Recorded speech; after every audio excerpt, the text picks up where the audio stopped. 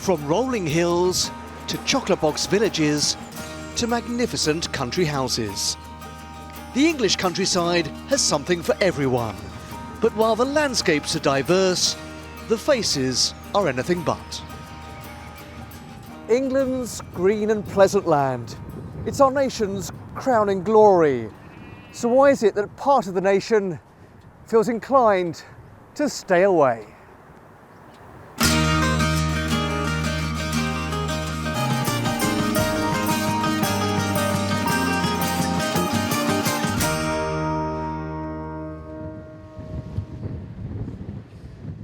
I do come up because it helps me to relax. It's somewhere where there's less traffic, it's peaceful, it's quiet, and the landscape is stunning. 2 or 3 times a month, you'll find Yvonne Witter walking in the Derbyshire Peak District. To her, it comes as second nature. It also evokes happy memories of growing up on her father's farm in Jamaica. Yvonne also runs a group called Mosaic, which encourages more people from black and ethnic minority communities to enjoy the great outdoors. It's good to have different people in the Peak Park, and it's good that when we come up, people talk to us and say, lovely to see you, because sometimes you don't see a lot of BME people in the Peak District, but people welcome you, and that is a really good sign and encourage you to come again.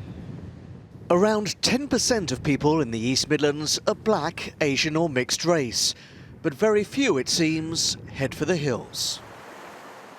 Visitor numbers are hard to come by. The only ones kept by the National Tourism Board are for overnight trips to the countryside. Their most recent figures show 96% were by people defined as white. Just 4% were from ethnic minorities. Meanwhile, a study carried out for Natural England suggested BME people visit rural areas 60% less than the rest of the adult population. You just rub it on, just have a feel of it. So it's a natural coffee.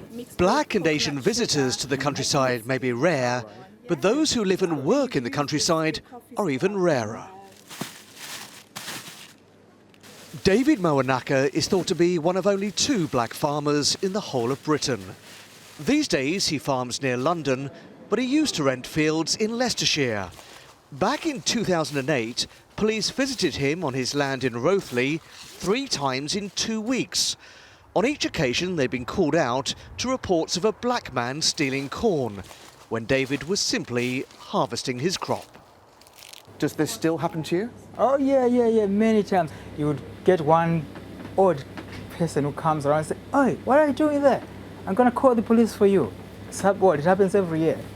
Really, every year? Every single year that happens, and I've learned to ignore them. You just need to rub it on. David doesn't believe rural communities are more prejudiced, rather that they're just unfamiliar with people from different ethnic backgrounds. Over time, he hopes, attitudes will change. It's not necessarily racism, but it's ignorance. It's the way we look at people and we judge people, that you are black, if I see you in town, that's okay. If I see you somewhere else, deep in the rural areas, then what are you doing here? So that's where the ignorance is. I find it difficult to take, but I have learned to live with it. The relationship between ethnic minorities and the countryside is a complex subject. It's also a sensitive one. For some, there's a perception that rural spaces have a traditional white Englishness which may alienate people from BME communities. It's an area Neil Chakraborty from the University of Leicester has written about extensively. In the course of his research, he and a colleague received death threats from the far right. Dr. Chakraborty found village communities to be no more racist than anywhere else, but says in some places there appeared to be a fear of the unknown. That sense of holding on and preserving our last vestiges of identity, that was evident in some areas, but by and large I think there was just a discomfort with difference, a sense that, okay, well, we're not racist, we're not bigoted, but we like to hold on to what we know, and so that would translate into exclusionary behaviour. We asked Natural England, the organisation which protects our nature and landscapes, for an interview. They declined, but told me the English countryside is open to all to explore and enjoy, and it's important that people from all backgrounds are helped and encouraged to access the great outdoors.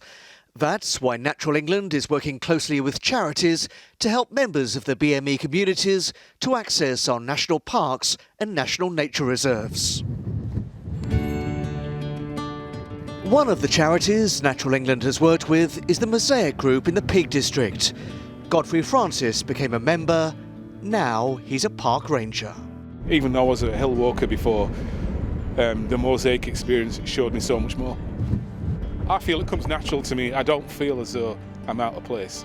I love it out here. A step in the right direction, but there's some way to go before the nation's natural heritage truly reflects the nation as a whole.